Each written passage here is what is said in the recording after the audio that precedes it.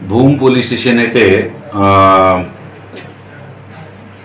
दिनांक 24/8/2024 रोजी दुपारी 2:30 ते 3:30 वाजेच्या दरम्यान एका अल्पवयीन आदिवासी समाजाच्या मुलीवर अत्याचार झाल्याची तक्रार पोलीस स्टेशनला तिची आई आणि आले होते इथं पाहू वगैरे. लगेच इथले भूम पोलीस स्टेशनच्या अधिकाऱ्यांनी त्यांना मेडिकल तपासणीसाठी इथं भूमच्या ग्रामीण रुग्णालयात पाठवलं.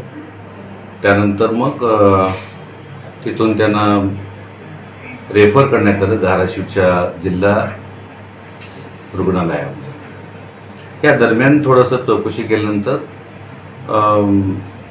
मुलीने 5 लोकांची नावं सांगितली होती की यांनी असं त्यांनी अत्याचार केला आहे वगैरे असे नावं तिने सांगितली होती. त्याप्रमाणे कालच तिने जे 5 नावं सांगितली होती संशयित इसमांची, त्यापैकी 4 लोकांना मी कालच ताब्यात घेतलेले आहे. त्याप्रमाणे त्यांच्याकडे चौकशी केलेली आहे. अजून चौकशी चालू आहे.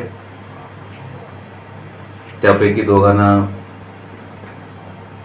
रात्रीच आम्ही अटक केलेला आहे. अजून 2 पण आता अटक केलेला आहे. ह्या 4 आता माननीय न्यायालयात मी पुढील पोलीस कस्टडीसाठी वगैरे हजर करणार आहे. प्राथमिक तपास टप्प्यात आहे. अजून मुलीची फिर्याद, पीडित मुलीची फिर्याद रात्री दाखल झालेली आहे. त्या संदर्भात भूम पोलीस स्टेशनला गुन्हा रजिस्टर नंबर 180/2024 कलम 70/2 180/2024 109 115/2 352 351/2 54 157/2 3/5 भारतीय न्याय संहिता 2023 अन्वये कलम आहेत आणि कलम 4, 6, 8 आणि पोक्सो अंतर्गत हे 3 कलम आहेत. त्यानंतर आरोपी जे आम्ही ताब्यात घेतलेले आहेत चौकशीसाठी काल, त्यांची जात मराठा आहे असे समजल्याने मुलीची जात ही ST म्हणजे आदिवासी समाजाची मुलगी आहे असे समजल्याने आपण सदर गुन्ह्यास ॲट्रॉसिटीचं सुद्धा कलम लावलेला आहे. 3(1) RS आणि 3(1) W 3(2) PS अशा प्रकारे गुन्हा दाखल झालेला आहे. तपास मी करतोय. वरिष्ठच्या मार्गदर्शनाखाली तपास चालू आहे.